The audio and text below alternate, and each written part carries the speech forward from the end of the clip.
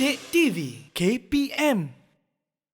Sebelum kita merumuskan apa yang kita pelajari pada hari ini, cikgu nak tambah sedikit saja pembelajaran lagi untuk Chris. Okey, Chris, kita dah belajar tentang segi empat tepat dan segi empat sama.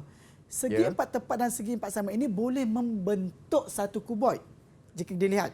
Okey, satu kuboid dalam rajah yang saya tunjukkan yang di sini, dan apabila dibuka bentangannya akan membentuk seperti ini. Bila Chris boleh nampak ni, okey. Jadi di sini kita juga boleh mencari luas bagi bentangan kuboid ini. Macam mana, cikgu? Macam mana tu? Okey, kita akan dapatkan dengan nilai panjang dan lebarnya setiap bentangan ini. Jadi kemudian kita akan tambahkan berapakah jumlah luas keseluruhannya. Okey, contoh yang kedua adalah kita tengok. Okey, sama saja sebenarnya bentangan kubus, tetapi kubus ini pula berbentuk sisinya semua sama. Jadi bila dihamparkan begini ada 6 sisi. Okey, untuk mencari luas kubus, bagaimana untuk cek luas? Masih ingat lagi?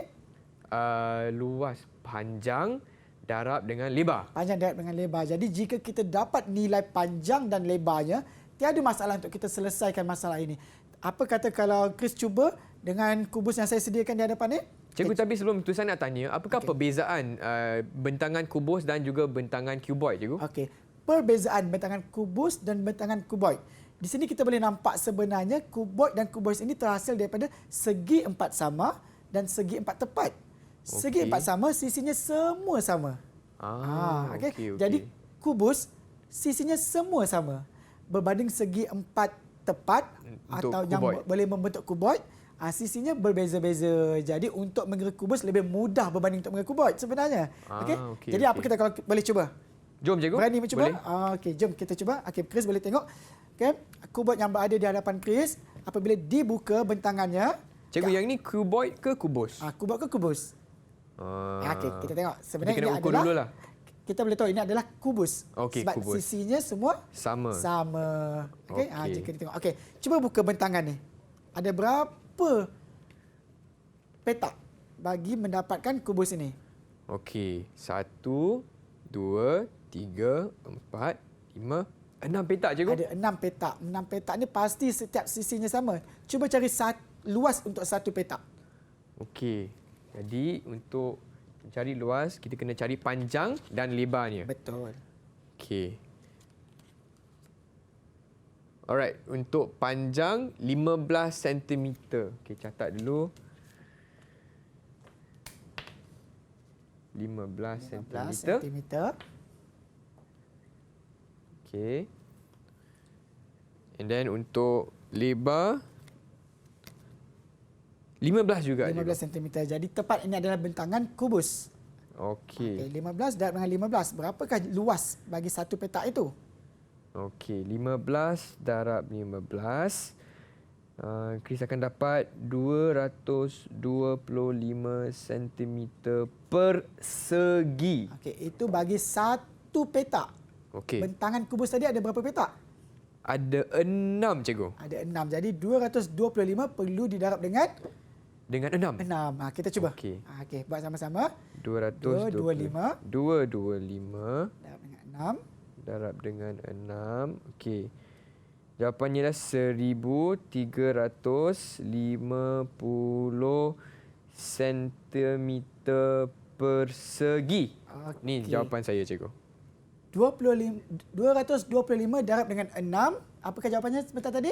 1350 cm persegi. Okey. Tahniah, Chris. Cepat sekali jawapan tu. Okey. Begitulah cara untuk kita mendapatkan bentangan kubus. Kita tak perlu nak kira setiap satu petak.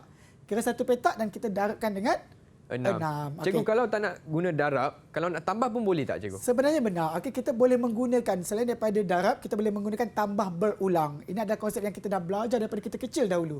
Okey. 225 tambah 225 tambah 225 sebanyak 6 kali. Okey. Faham, cikgu. Okey, 225.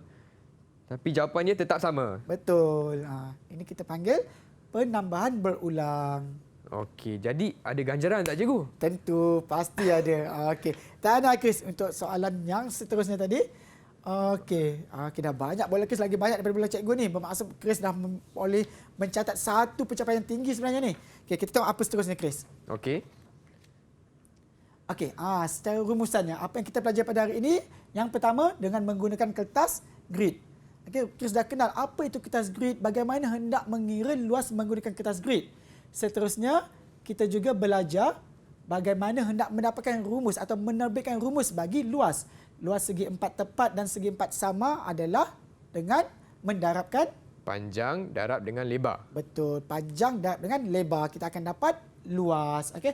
Rumus bagi mengira segi 4 tepat dan segi 4 sama adalah dengan mendarabkan panjang dan lebar. Dan seterusnya luas boleh dikira dan menggunakan kertas grid. Okey, itu tadi antara kita pelajari, Chris. Cikgu, tapi ada tak cara lain kita nak cari luas selain daripada gunakan kertas grid? Okey, selain daripada menggunakan kertas grid, kita menggunakan menerbitkan rumus kan. Selain daripada itu, sebenarnya yang paling mudah di sekolah, murid-murid biasanya dia akan ada buku matematik, petak-petak kecil tu. Ya. Okey, tanpa menggunakan kertas grid pun kita boleh menggunakan buku matematik petak kecil. Biasanya begitulah kepada murid-murid semua untuk memudahkan lagi pengiraan. Cikgu, kenapa cikgu saya nak tanya, kenapa ada sentimeter persegi tapi saya juga ada nampak sentimeter padu, ada 3. Apa bezanya cikgu? Itu maksudnya Chris sudah pun ke hadapan. Kita akan belajar. Sentimeter 3 atau sentimeter padu adalah untuk kita mengira isi padu. Contohnya isi padu air di dalam kotak. Okay? Isi padu kubus pun boleh kan cikgu? Betul. Isi padu kubus bagaimana kita nak kiranya? Panjang, darab lebar, darab tinggi. Sebab tu ada 3 kali. 3 unit. Panjang, lebar dan tinggi. Untuk mengira luas pula, panjang dan lebar. Okey, sebab tu sentimeter persegi. Betul, sentimeter persegi sebab 2 unit saja, panjang dan lebar. Sentimeter padu sebab ada 3 unit, panjang, lebar dan tinggi. Dan tinggi, cikgu. Okey, faham cikgu. Tapi apa akan jadi kalau murid lupa tulis unit yang betul, cikgu? Okey, betul. Di dalam soalan peperiksaan biasanya jika unit salah, maka jawapan akan jadi salah. Alamak. Jadi amat penting untuk kita pastikan unit yang dikira itu adalah tepat. Jadi untuk luas, unit yang murid-murid perlu ingat ialah sentimeter, persegi. Persegi, betul. Bagi luas. Bagi isi padu?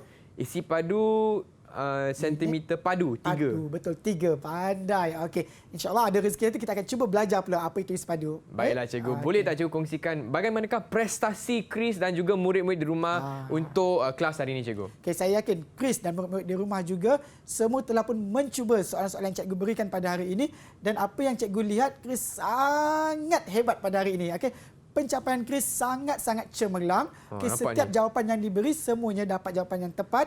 Jadi tahniah pada Chris. Terima kasih cikgu. Dan bagaimana murid-murid di rumah? Okay, saya tunjuk dulu. Cikgu, hari ini saya dapat 1, 2, 3, 4, 5, 6, 7, 8, 9 bola cikgu. 9 bola daripada 9 soalan yang cikgu bagi. Ya, semua 9 out of 9. Perfect.